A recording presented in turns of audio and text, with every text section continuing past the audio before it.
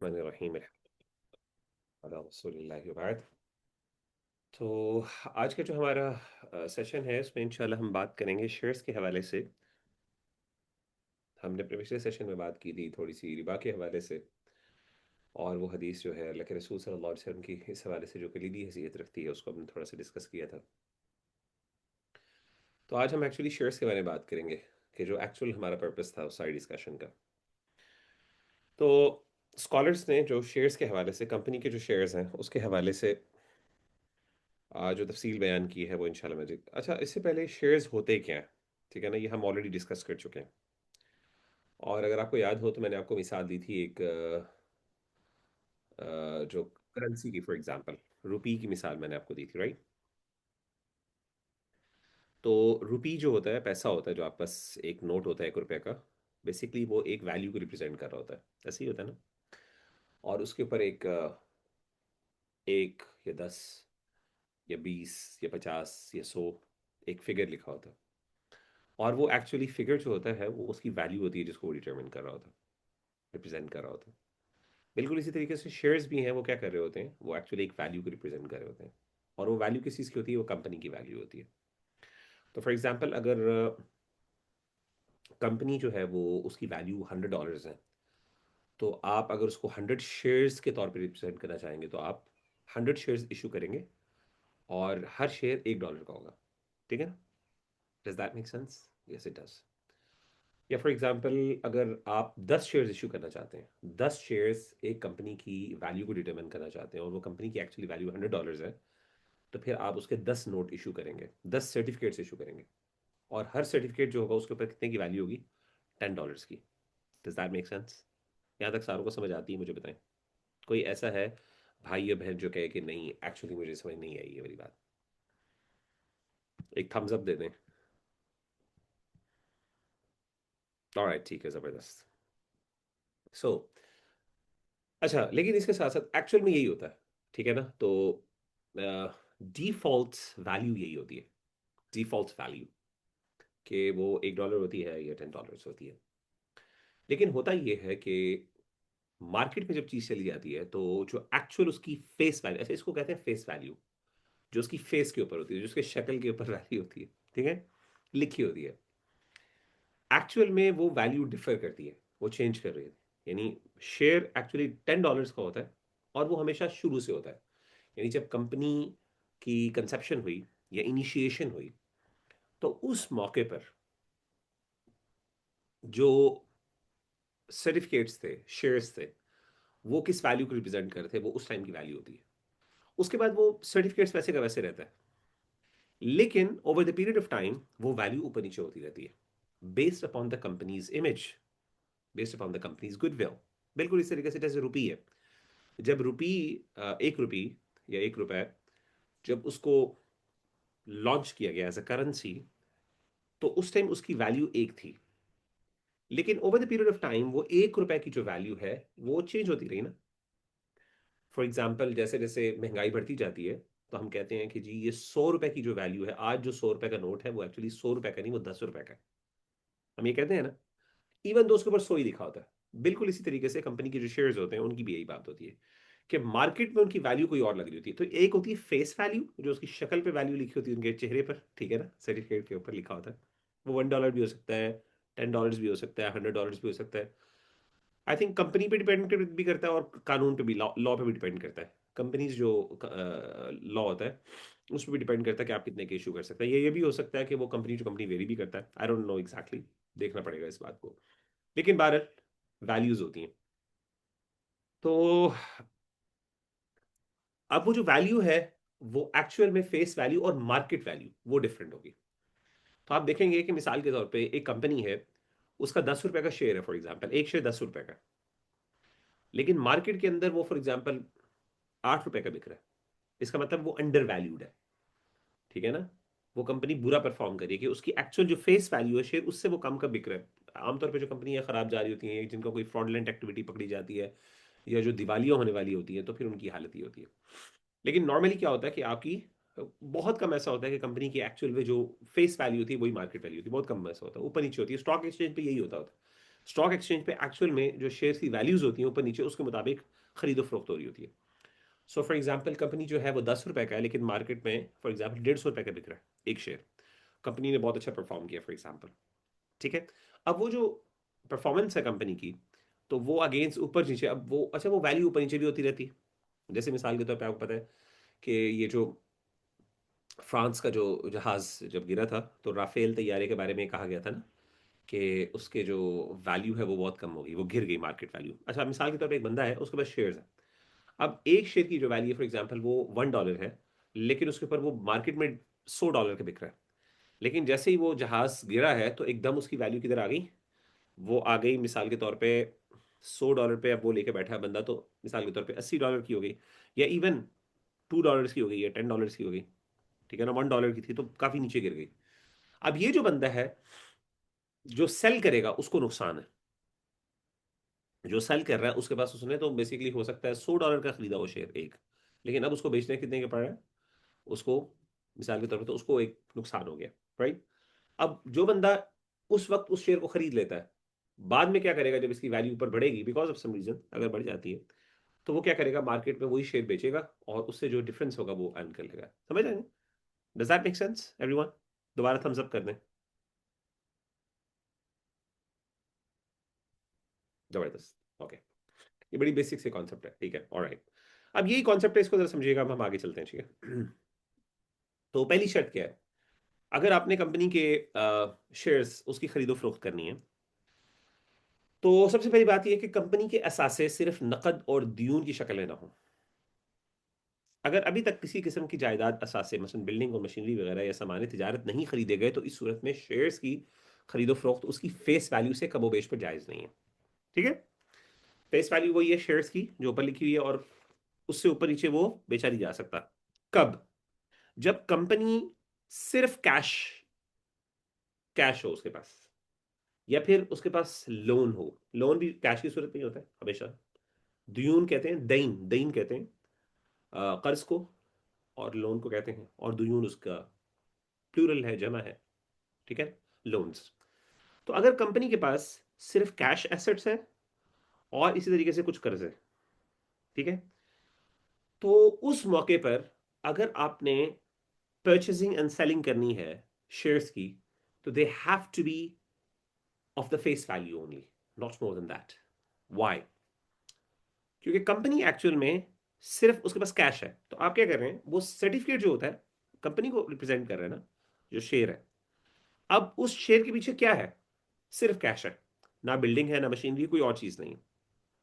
तो एक रिब्वी माल है। रिब्वी माल किसे कहते हैं? जिसका हमने पहले बात की थी, ऐसा माल जो रिबा को क्रिएट करता है, ठीक है ना। और उसमें वो जो गोल्ड, सिल्वर और फूड स्टेपल, स्टेपल फूड जिसे हम कह सकते हैं ना, स्टेपल फूड की आइटम्स जो है वो, ठीक है, बुनियादी गजा की चीजें। तो वो चीजें अगर फॉर एग्जांपल, तो रिब्वी माल उसमें से कौन सा है? पैसा। बाय एक्सटेंशन मैंने कहा स्कॉलर्स ने पैसे को भी इसमें शामिल कर लिया। तो अगेन इसमें बहस मौजूद है कि पैसा किस बेसिस पे शामिल किया गया। ये भी एक टॉपिक हमारा वैसे है। आई होप कि अगर हमें टाइम मिला तो हम करेंसी को भी डिस्कस करेंगे डिटेल में कि करेंसी की क्या हैसियत है, और उसके कॉन्टेक्स्ट में हम क्रिप्टो को भी डिस्कस कर सकते हैं, बट अगेन हमारे पास शायद टाइम ना मिले। बट व्हाटएवर द केसेस, सो अब कैश मौजूद है और आप कैश दे रहे हैं, तो इन अदर वर्ड्स आप क्या कर रहे हैं, आप कैश के बदले कैश कर रहे हैं, खरीद रहे हैं, ऐसे ही है ना। यानी कंपनी का जो शेयर है वो सिर्फ कैश को रिप्रेजेंट कर रहा है, और आप क्या कर रहे हैं, आप कैश दे रहे हैं। तो आप सोने के बदले सोना, वही वाली बात होगी, मिसाल वो जो हमने हदीस में पढ़ी थी ना, मिसलम बिमिसलिन। तो उस मौके के ऊपर कंडीशन क्या है कि उसके अंदर ऊपर नीचे वैल्यू नहीं होनी चाहिए। अगर किसी एक साइड पे भी वैल्यू ऊपर नीचे हुई, वैल्यू का मतलब है यहाँ पे तो फिगर्स मैटर करेंगे ना, ये मिकदार मैटर करेगी, कितनी कितने रुपए हैं, या फिर वैल्यू भी कह सकते हैं आप। जो वो वैल्यू ऊपर नीचे होगी तो उससे क्या होगा, उससे क्या हो जाएगा, रिबल फबल आ जाएगा, ठीक है। तो कंपनी आमतौर पे होता ये है, ये उसी वक्त होता है जब कंपनी नई नई स्टार्ट होती है। ऑब्वियसली होता ये है कि कंपनी रजिस्टर करवाई जाती है, ना कोई ना कोई बिल्डिंग है, ना कोई ऑफिस है, ना कोई मशीनरी, ना कोई एसेट्स हैं। तो होता ये है कि पब्लिक के अंदर, या फिर शुरू में तो पब्लिक के अंदर तो नहीं होता, वो इर्द गिर्द आप आसपास जानने वाले, क्योंकि स्टॉक एक्सचेंज पे तो आप जा नहीं सकते, उसके लिए टाइम लगता है। तो प्राइवेट लिमिटेड कंपनी होती है, ठीक है ना। और पब्लिक और प्राइवेट आपको याद होगा, मैंने बताया था पब्लिक होती है जिसकी आप स्टॉक एक्सचेंज के अंदर शेयर्स खरीदो फरोख्त कर सकते हैं। प्राइवेट लिमिटेड कौन सी होती है? स्टॉक एक्सचेंज पे नहीं कर सकते, लेकिन आप पर्सनल, यानी कोई ऐड दे दिया आपने, इश्तिहार दे दिया, एडवर्टीजमेंट, पर्सनल एडवर्टीजमेंट, ये फैमिली मेंबर्स या आसपास जानने वाले लोगों को आप उनसे खरीदो फरोख्त कर सकते हैं। तो स्टॉक एक्सचेंज जो होती है वो शेयर्स की मार्केट होती है, वहां पे नहीं आप बेच सकते, वो पब्लिक लिमिटेड कंपनी कर सकती है। तो अब स्टार्ट में जब आपकी कंपनी स्टार्ट हुई है तो उस मौके पर आपने क्या किया? शेयर्स बेचे, शेयर्स दिए मार्केट में कि जी यार हमने कंपनी स्टार्ट की है, तो आप में से कौन ऐसे लोग हैं जो इस कंपनी के शेयर्स खरीदना चाहते हैं? अच्छा, बैंक्स जो होते हैं वो भी ऐसे ही होते हैं, बैंक्स के भी शेयर्स होते हैं। तो अब एक बंदे ने बैंक शुरू किया जो भी है, तो कहते हैं जी हमने बैंक शुरू किया है और ये कंपनी हमने बैंक रजिस्टर करवा दी है, now who is going to buy this bank, ये इसके शेयर्स कौन खरीदेगा? तो उस मौके पर जो शेयर होता है बेसिकली होता ये है कि वो जो उस मौके पर स्टार्ट के अंदर आप क्या करते हैं, सिर्फ जो उसकी फेस वैल्यू होती है वही आपको मिल रही होती है, क्योंकि कंपनी ने कोई परफॉर्म नहीं किया, कुछ भी नहीं किया हुआ। तो ऐसा नहीं होता कि स्टार्टिंग में ही उसकी वैल्यू ऊपर नीचे चली जाए, ठीक है ना। तो आपको उस मौके के ऊपर फेस वैल्यू के ऊपर उसको खरीदो फरोख्त करनी पड़ती है, क्योंकि उसके पीछे सिर्फ कैश होता है, ठीक है ना। तो मिसाल के तौर पे मैं 100 मेरे पास शेयर्स है, आप में से कितने लोग हैं जी खरीदना चाहते हैं? मैं कहता हूँ जी मेरे पास कैश पड़ा हुआ है, कंपनी के अंदर अभी सिर्फ कैश है। मिसाल के तौर पे आपने क्या किया कि सबसे पहले शेयर्स दिए, तो मिसाल के तौर पे $100, let's let's take an example, $100 है और $1 जो है वो, यानी एक शेयर $1 का है, ठीक है ना। तो $100 हो गए, ठीक है। तो आपने क्या किया कि आपने जैसे कंपनी रजिस्टर करवाई, आपने मार्केट के अंदर या आसपास लोगों को, फैमिली मेंबर्स को आपने कहा कि यार शेयर्स ले लो। तो उन्होंने क्या किया, एक एक डॉलर का शेयर लिया, तो 50 लोगों ने 50 शेयर्स ले लिए। जब 50 लिए तो आपके पास क्या है, $50 आ गए। हर शेयर के एक शेयर $1, एक शेयर $1 का है, वो आपके पास आ गए। अब कंपनी के पीछे अभी तक आपने कोई चीज खरीदी नहीं है, वो अभी सिर्फ $50 पड़े हैं आपके पास, कैश है, कैश रिजर्व है। अब आपने क्या करना है, अब आपने मजीद मिसाल के तौर पे परचेसिंग करनी है, आपने मजीद पैसा लेके आना है, क्योंकि अभी आपने मार्केट में अभी आप पैसा और इकट्ठा करना चाह रहे हो। तो अब जो है ये 50 सर्टिफिकेट्स जो आपने दिए हुए हैं, लो ये कंपनी का नाम, अब वो 50 यानी कंपनी के असासों में भी सिर्फ $50 हैं जो आपने शेयर्स इशू किए 50 लोगों को, उसके नतीजे में आपको मिले। इसके अलावा कंपनी और कुछ नहीं एग्जिस्ट करती, यानी कुछ और नहीं करती। तो सर्टिफिकेट्स प्योरली किस चीज को रिप्रेजेंट कर रहे हैं? सर्टिफिकेट्स प्योरली कैश को रिप्रेजेंट कर रहे हैं, सही है ना। तो अब आप भी जब करोगे तो अब आपने भी खरीदो फरोख्त करनी है, तो आपने एक शेयर के बदले जितना डॉलर होगा उसकी फेस वैल्यू पे, मार्केट वैल्यू पे नहीं, क्योंकि मार्केट वैल्यू में जब आप ऊपर नीचे जाएंगे तो उससे क्या होगा कि आप कैश को खरीद रहे हैं, कैश को के सर्टिफिकेट्स को खरीद रहे हैं, कैश को खरीद रहे हैं, लेकिन कैश की वैल्यू ऊपर नीचे हो रही है, ठीक है ना। यानी मिसाल के तौर पे आप ज्यादा पैसे देके कम कैश खरीद रहे हैं, ज्यादा कैश देके कम कैश खरीद रहे हैं, सही है ना। अगर वैल्यू ऊपर नीचे हो, मेनली ऊपर ही होगी, क्योंकि ऑब्वियसली।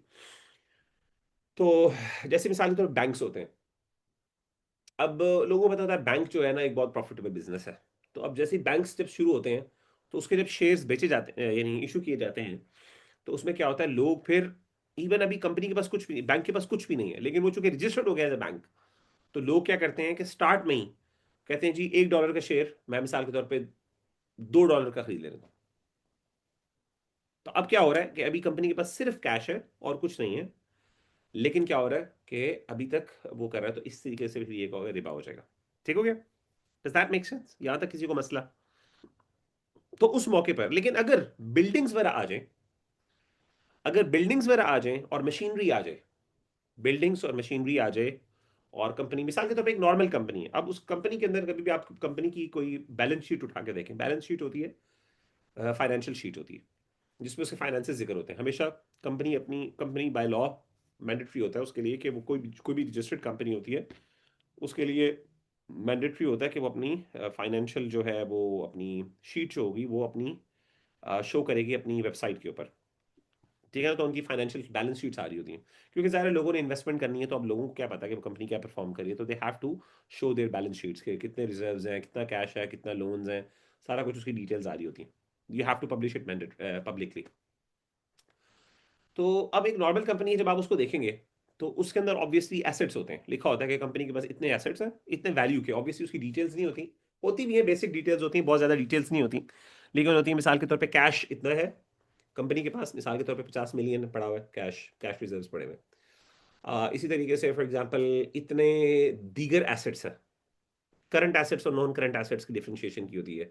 करंट एसेट्स होते हैं जैसे कैश हो गया, बॉन्ड्स हो गए, इस तरह की चीज़ें हो गई, और नॉन करंट एसेट्स होते हैं जैसे मिसाल के तौर पे यानी करंट एसेट्स होते हैं जो फॉरेन आपके जो बिक जाते हैं ना, और नॉन करंट एसेट्स में आपका लैंड आ जाता है मिसाल के तौर, जो फॉरेन नहीं बिकते, जिनको फॉरेन बेचा नहीं जाता, ठीक है, टेक्स टाइम।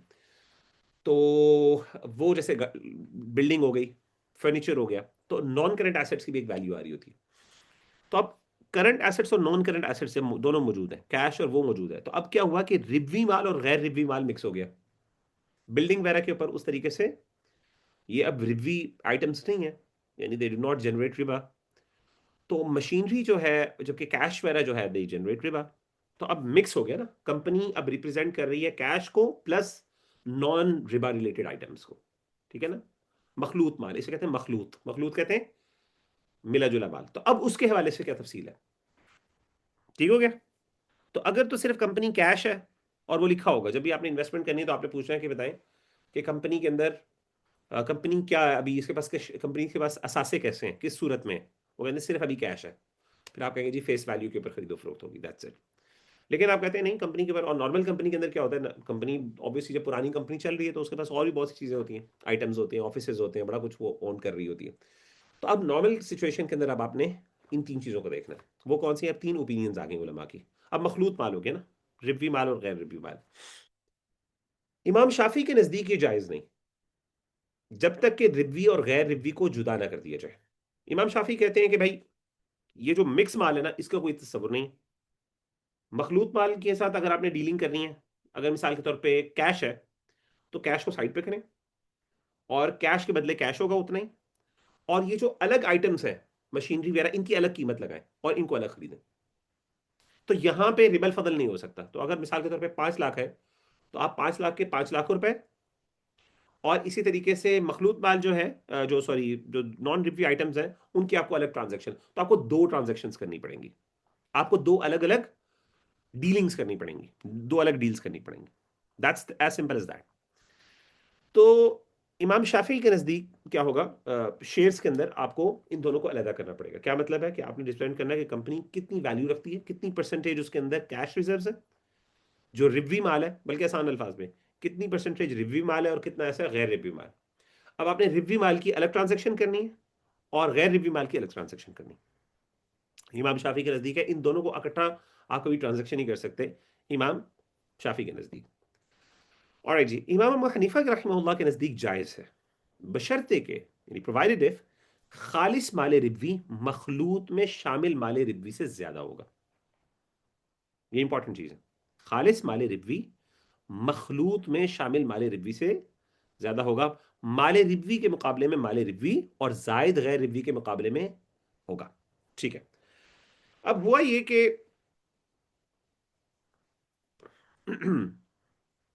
अब ये पढ़ लेते हैं, मैं आपको फिर इसकी ना प्रैक्टिकल मैनिफेस्टेशन बताता हूँ। बल्कि मैं आपको बताता हूँ, जैसे मिसाल के तौर पे एक बंदा है, वो कहता है कि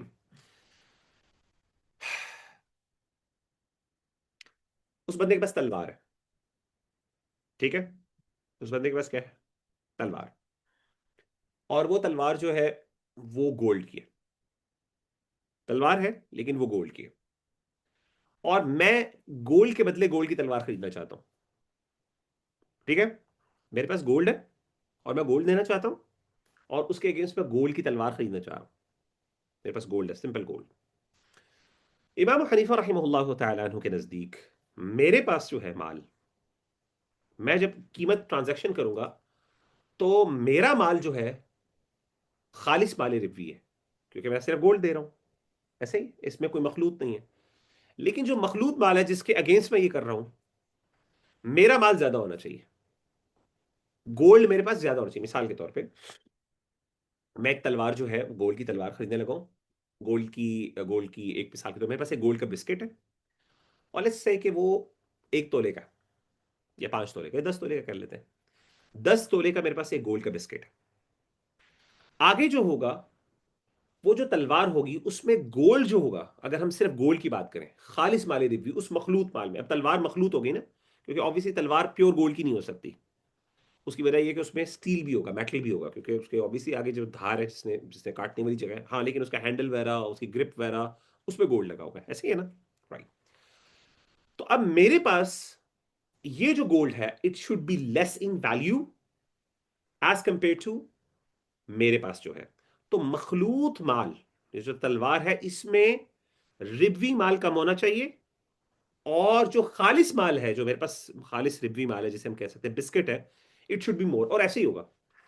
तो उन्होंने कहा मिसाल के तौर पे मेरे पास 10 तोले का बिस्किट है, और आप समझ लें 5 तोले क्या लगा हुआ है उस पर, गोल्ड लगा हुआ है, तलवार के ऊपर 5 तोले गोल्ड लगा हुआ है, और बाकी 5 जो है वो, बाकी जो रिमेनिंग है वो तलवार।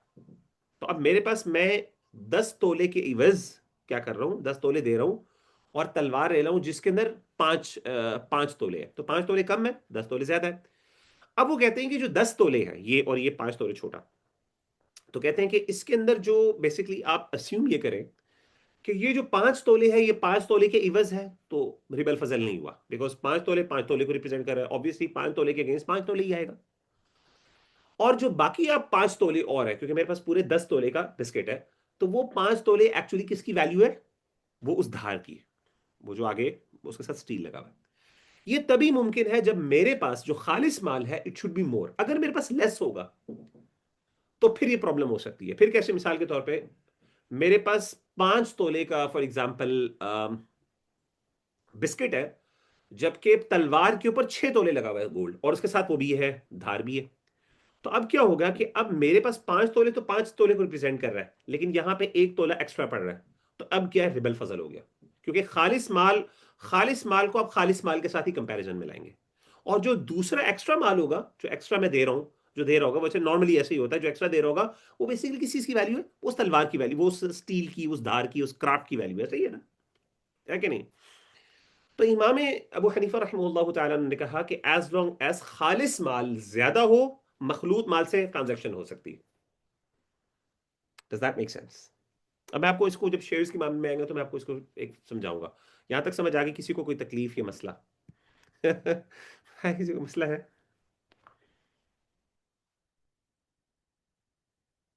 ऑलराइट जी। नहीं है, इतनी खामोशी अच्छी नहीं है। थम्स अप, कोई बंदा थम्स अप कर दे। Okay, so there is another question, yes but another explanation of this letter on would be best. ठीक है जी, मजीद एक्सप्लेनेशन चाहिए, वो हम आगे जाके एक्सप्लेन करेंगे, ठीक है।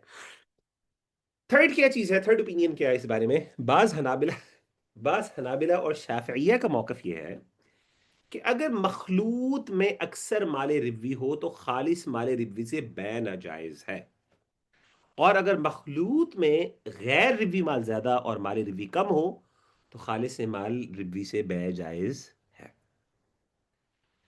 इसका मतलब क्या है आसान अल्फाज में? अल हुक्मु अलल अक्सर, अल हुक्मु अलल अक्सर। क्या मतलब है? वो कहते हैं कि देखें, आप इस तरह ना सोचें, ये तो थर्ड ओपिनियन है, वो कहते हैं आप इस तरह ना देखें, आप इस तरह देखें, जो आइटम है, जो तलवार है, इस पूरी तलवार को देखें। आप इसको भी जरा साइड, वो जो बिस्किट है उसको जरा साइड पे कर दें, आप सिर्फ उस तलवार को देखें। उस तलवार के अंदर मेजर पार्ट किस चीज का है? क्या वो गोल्ड है या भी स्टील है? तलवार के अंदर एक्चुअल में अगर हम क्वांटिटी की बात करें तो कितनी क्वांटिटी गोल्ड है और कितनी क्वांटिटी मेटल, फॉर एग्जांपल? तो कहते हैं कि अगर क्वांटिटी मेटल की वो ज्यादा है, तो इसका मतलब है ये एक्चुअल में मेटालिक आइटम है, it's not a gold item. Even तो गोल्ड लगा हुआ है, क्योंकि और भी बड़ी चीजें लगी होती है ना। जैसे मिसाल के तौर पे अम, हाँ, अम, ये जैसे मिसाल के तौर पे ये बॉक्स है मेरे पास, ठीक है। अब ये जो बॉक्स है, अब मैं कहूँ ये किस चीज का है, तो आप कहेंगे लकड़ी का है। क्यों? लेकिन देखें, लकड़ी नहीं है, इसके अंदर स्टील भी है, यहाँ पे मेटल भी लगा हुआ है, अंदर इसके मिसाल के तौर पे कागज भी लगा हुआ है, अंदर क्लॉथ भी लगा हुआ है, कपड़ा भी लगा हुआ है। ये देखें, इसके अंदर कपड़ा शपड़ा भी लगा हुआ है, लेकिन उसके बावजूद हम इसे क्या कह रहे हैं, ये लकड़ी का है। क्यों? क्या वजह? बताएं जी। अल्लाह के बंदो, बोल लिया करो थोड़ा बहुत, इससे मुझे थोड़ा पता चल जाता है कि आप लोग जो है ना वो क्लास में। Because the हाँ, word is visibly more.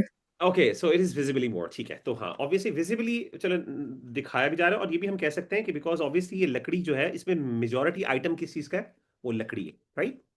तो चूंकि मेजोरिटी पार्ट इसका लकड़ी का है, तो इसलिए लकड़ी का है। और लेट्स अज्यूम कि एक बॉक्स होता जो कि मेटालिक होता, मेटल का होता, और उसमें लकड़ी भी लगी होती या शीशा भी लगा होता तो फिर हम कहते हैं metallic. This that make sense? तो बेसिकली वो ये कह रहे हैं, ये जो थर्ड ओपिनियन है वो कहते हैं कि बेसिकली मेजॉरिटी जिस चीज की क्वांटिटी होती है उसका एतबार होगा, अल हुक्म अलल अक्सर। तो वो कहते हैं मिसाल के तौर पे तलवार के ऊपर, आप तलवार खरीदने जा रहे हैं, अगर तलवार के ऊपर गोल्ड ज्यादा है मेटल से, मेटल की निस्बत कंपैरिजन में, तो फिर इसका मतलब है कि एक्चुअल में तलवार गोल्ड की है। और आप क्या कर रहे हैं, आपके पास भी गोल्ड है, अब गोल्ड के अगेंस्ट आप गोल्ड की ट्रांजैक्शन कर रहे हैं, तो यहां पे प्रॉब्लम आ जाएगी। It should be equal in value, it should be equal in value, otherwise it won't be. यानी एक फिर होगा, फिर आपको वो करना पड़ेगा।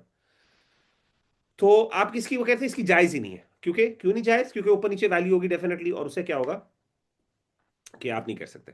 लेकिन अगर तलवार के ऊपर मेटल ज्यादा लगा हुआ है, मेटल ज्यादा है, गोल्ड भी है लेकिन वो कम है, तो आप गोल्ड की निस्बत करें तो एक्चुअल में वो मेटालिक आइटम है, तो आप मेटल के अगेंस्ट क्या कर रहे हैं, गोल्ड की खरीदो फरोख्त कर रहे हैं, तो that's permissible. Does that make sense everyone? ठीक है, गुड, थम्स अप। नाउ अब हम आते हैं इसको शेयर्स में किस तरह, अब मैंने आपको एग्जांपल इसकी शेयर्स की प्रेजेंटेशन की है, चलें देखें। तो फॉर एग्जांपल, अब आपके पास क्या है, आप 10 रुपए लेके जाते हैं मार्केट में, ठीक है, और आपकी जो कंपनी है, जो शेयर है, वो 50% कैश को रिप्रेजेंट कर रहा है, और 50% किसको रिप्रेजेंट कर रहा है, असासों को, नकूद। नकूद किसे कहते हैं, कैश को।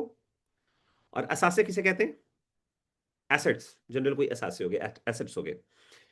तो इमाम हनीफा रहमतुल्लाह तआला अन्हु कहते हैं कि आपका खालिस माल, माल रिवी, मखलूत से ज्यादा होना चाहिए, तब आप ट्रांजेक्शन कर सकते हैं। क्यों?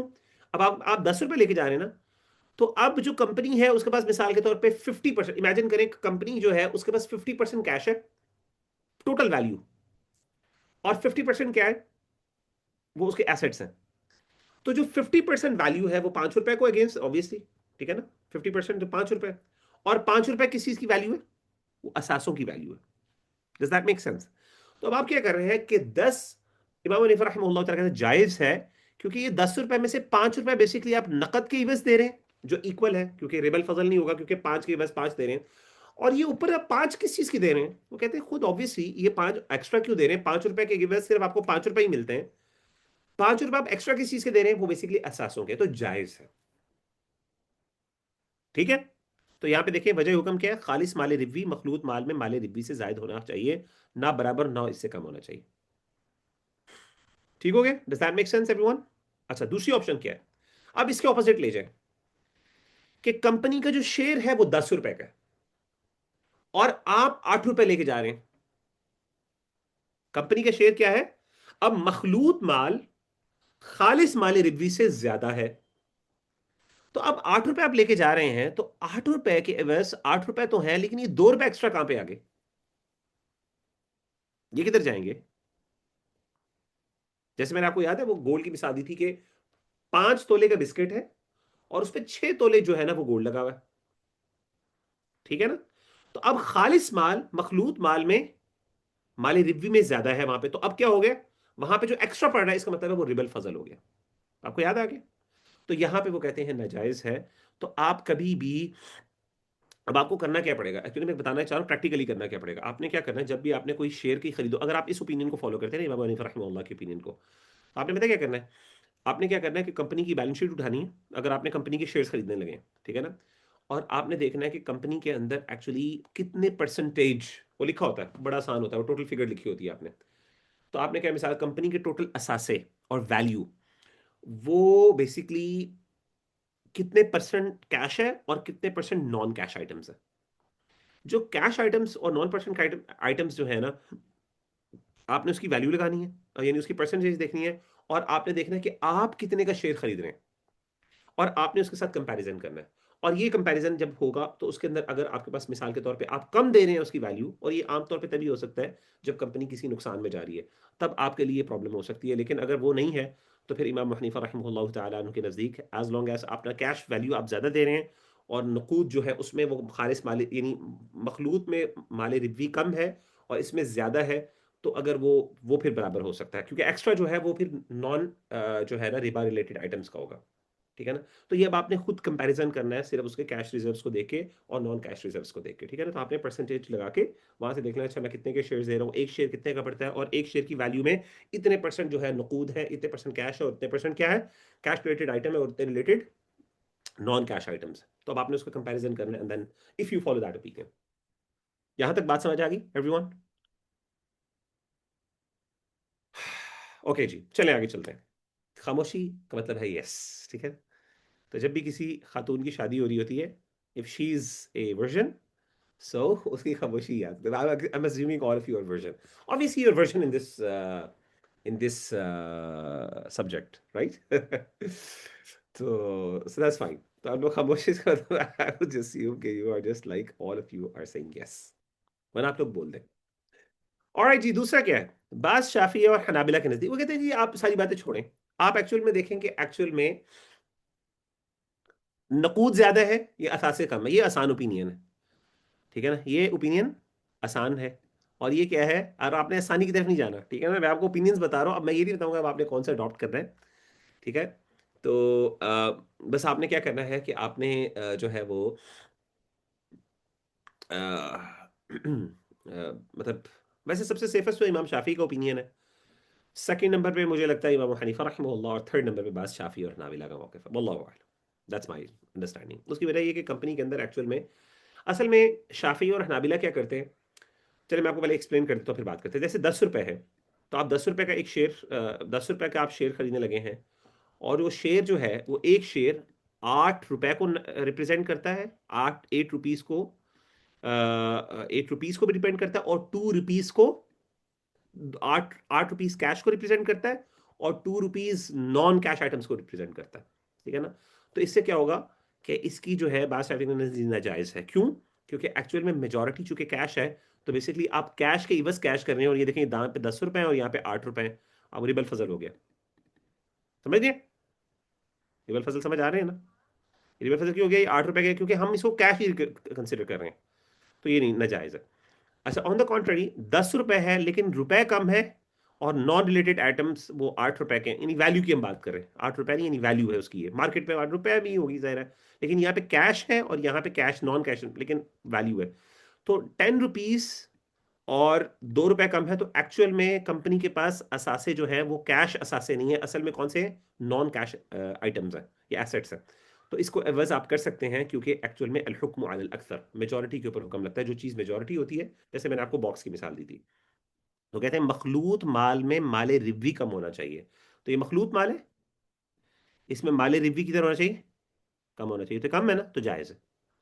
और अगर माले रिव्वी क्या है, जो कैश है, वो ज़्यादा है, तो नाजायज़ है। इधर देखें, खालिस माले रिव्वी मखलूत माल में माले रिव्वी से जायद होना चाहिए। तो देखें, खालिस माले रिव्वी मखलूत माल में माले रिव्वी से ज्यादा होना चाहिए। ये देख रहे हैं ना, ये ज्यादा है तो जायज है। ना बराबर और ना उससे कम होना चाहिए, ना बराबर भी नहीं होना चाहिए, ना उससे कम होना चाहिए। ठीक है ना। ये 10 रुपए भी नहीं हो सकता यहाँ पे, ये 8 रुपए, ये हमेशा कम होना चाहिए। ठीक हो गया? Does that make sense? इमाम शाफी के नज़दीक ये नाजायज़ है। रिव्यू और गैर रिव्यू माल को जुदा करके ही फैसला किया जाएगा, इसके बगैर नहीं हो सकता। इमाम शाफी के नज़दीक आप ऐसी ऐसी चीज़ के अंदर आप इन्वेस्टमेंट नहीं कर सकते। इमाम शाफी हॉट राइटली, ऑब्वियसली उस दौर में कंपनीज तो थी नहीं, तो उस दौर के अंदर मुख्तलिफ मिक्स होती, जैसे मैंने आपको तलवार की मिसाल दी, तो अब ये मिक्स होती। तो इमाम शाफी रहमतुल्लाह कहते थे कि इस तरह की आइटम्स को अगर आपने करना है, तो आपको इसकी इसकी दो कीमतें, यानी ये तलवार, आप गोल्ड की तलवार बेच नहीं सकते। आपने क्या करना पड़ेगा, आपको दो चीजें बेचनी पड़ेगी, गोल्ड अलग बेचना पड़ेगा और तलवार अलग बेचनी पड़ेगी, यानी उसकी जो वो अलग बेचना पड़ेगा। वो इस तरह नहीं कि आपने अलहदा करके बेचना, लेकिन उसकी दो अलग अलग वैल्यूज लगेंगी, दो अलग कीमतें होंगी। इसकी कीमत अलग होगी, इतनी की इतनी ही होगा, और इसकी अलग से वैल्यू आपने लगानी। एक स्टूडेंट ने पिछली दफा कहा था जब मैं पढ़ा था, उसने कहा था सर अगर आप गौर करें तो आ जाके इमाम अबू हनीफा रहमतुल्लाह और इमाम शाफी की बात एक ही तरह की हो जाती है। तो सर्टेन एक्सटेंट अगर आप गौर करें, रिजल्ट वही होता है कि इमाम हनीफा रहमतुल्लाह भी कहते हैं ऑब्वियसली यार, देखें अगर एक बंदा गोल्ड 5 5 तोले गोल्ड है और वो 10 तोले दे रहा है, तो 5 तोले जो गोल्ड होगा वो 5 तोले गोल्ड की कीमत है, डेफिनेटली वो गोल्ड के अगेंस्ट गोल्ड बराबर है। तो जो एक्स्ट्रा वो 5 तोले दे रहा है वो किस चीज का है? वो ऑब्वियसली वो तलवार का है। तो इमाम हनीफा रहमतुल्लाह ताला उन्होंने भी ऑलमोस्ट वही बात कर रहे हैं, नतीजा मतलब और अलग है, लेकिन इमाम शाफी कहते हैं नहीं, इनकी अलग अलग रेट लगाने हैं, आपने अलग अलग कीमतें करनी है। इनको दो अलग आइटम्स कंसिडर करना है आपने। तो इमाम शाफी रहमहुल्लाह तआला अन्हु के नज़दीक जो है, कंपनी जो है जब आप उसकी खरीदो फरोख्त करेंगे तो ओवरऑल आपको नहीं करना चाहिए, क्योंकि आप कंपनी को कभी इस तरीके से अलग अलग डीलिंग्स नहीं कर सकते। आपको एक शेयर की वैल्यू है उसकी खरीदनी है, शेयर को आप अलग अलग नहीं कर सकते। लेकिन जब आप किसी हार्ड आइटम को देखते हैं तो उसके अंदर आप अलग अलग कर सकते हैं। अच्छा यार, इसमें सिल्वर इतना लगा हुआ है, इसमें गोल्ड इतना लगा हुआ है, इसमें ये अलग लगा हुआ है, तो मैं दे रहा हूं तो इसकी वैल्यू इतनी होगी, इसकी वैल्यू इतनी होगी, तो आप डिटरमिन कर सकते हैं ना। तो ये करके इमाम शाफी रहमतुल्लाह तआला अन्हु कहते हैं कि मखलूत माल को तब तक जब तक आप अलहदा नहीं कर सकेंगे, जब तक उसको अलग, जब तक आप डिवाइड नहीं कर सकते, तो इनडिविजिबल जो चीजें होती हैं उनको आप खरीदो फरोख्त नहीं कर सकते। इमाम शाफी रहमतुल्लाह कहते हैं आपने नहीं करनी। ठीक होगी जी। यहां तक किसी को कोई मसला?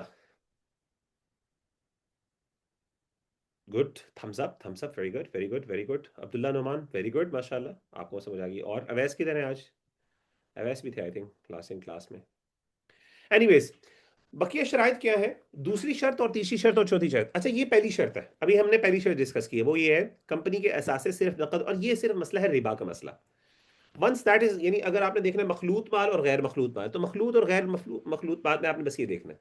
तो आपने सिर्फ ये करना है कि आप क्या करें कि इमाम अबू हनीफा रहमतुल्लाह तआला ने, ये जिसका भी ओपिनियन आपने फॉलो करना है, जस्ट गो फॉर इट। आप अपनी कंपनी को देखें और ये नहीं, सॉरी, आप उसके वो कैश आइटम्स निकालें, यानी आप किसी भी कंपनी की वेबसाइट खोलें और उसकी जाके फाइनेंशियल शीट खोलें, और वहाँ पे आपके पास जो भी करंट और नॉन करंट एसेट्स हैं उनको आप क्या करें कि उनको आप उनकी परसेंटेज देखें वो कितनी है, और उसके बाद देखें कि उसको रिड्यूस डाउन करें वन शेयर, यानी उसकी शेयर की वैल्यू क्या है, और उस शेयर की वैल्यू के अंदर उसको क्या करें, उसके साथ कंपैरिजन में खरीदो फरोख्त की आप डिस्कशन करें। ठीक है?